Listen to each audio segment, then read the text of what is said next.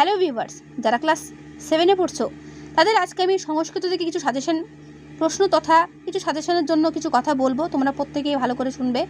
অনেকে আমার কমেন্টে বলছিলে যে সংস্কৃত সাজেশন দিয়ে দিতে। দেখো, সংস্কৃত সাজেশন হবে না কেন, অবশ্যই হবে, কিন্তু তোমাদের এক একটা স্কুলে যেহেতু এক এক রকম বই থাকে তাই সাজেশন দেওয়াটা সম্ভব হয়ে উঠলো না। ঠিক আছে, প্রত্যেকটা স্কুলের বইটা আলাদা থাকে।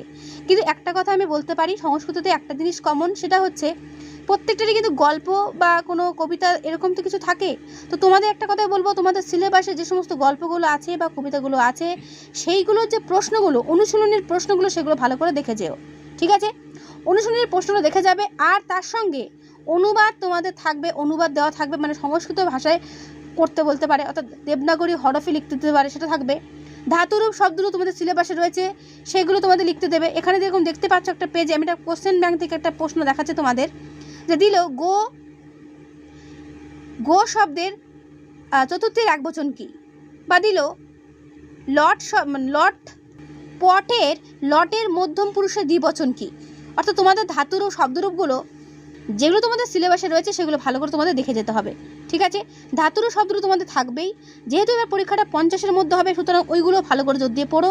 আর একটা কথাই বলবো, অনুশীলনের প্রশ্নগুলো যেগুলো তোমাদের গল্প রয়েছে বা কবিতা রয়েছে, আর লেখকের নাম সহ, অবশ্যই যদি লেখকের নাম দেওয়া থাকে, লেখকের নাম দেওয়া সহ, মানে সেগুলো সহ তোমাদের কিন্তু এগুলো দেখে নিতে হবে একবার। এগুলো দেখে যাও, এর মধ্যেই আশা করি কমন পেয়ে যাবে। আর যেটা আমি বলবো, অনুবাদ তোমাদের কিন্তু থাকছেই, তাই প্রত্যেকে কিন্তু সংস্কৃত অক্ষরটা অন্তত বাড়িতে প্র্যাকটিস করে নিও। অনেকে আবার অক্ষরগুলো ভুলে গেছো, অনেকে সমস্যা হবে হয়তো অনুবাদ করতে, তাদের বলবো যে যদি বলে দেয় দেবনাগরী হরফ অনুবাদ করো, তাহলে কিন্তু অক্ষরও তোমাদের প্রত্যেকের প্র্যাকটিস করে নিতে হবে। ঠিক আছে, তো এগুলো মাথায় রেখো। আর যেগুলো বললাম, আর থাকবে শব্দরূপ, ধাতুরূপ, আর যদি থাকে তোমাদের বাক্য রচনা দিতে পারে, কিছু কিছু শব্দ দিয়ে দিলেও বাক্য রচনা দিতে পারে, অথবা তোমাদের গল্পের যে কোনো একটা প্যাসেজ যেরকম ইংরেজিতে তুলে দেয়, সেরকম তুলে দেওয়ার পর সেখান থেকে কিছু প্রশ্ন দিলে যেটা তোমাদের দেখে দেখে করতে দিতে পারে, এরকমও দিতে পারে। এখানে একটা প্রশ্ন বিচিত্র তোমাদের দেখাচ্ছি আমি, ঠিক দেখে নাও, যেভাবে রয়েছে এইভাবেও তোমাদের করতে দিতে পারে।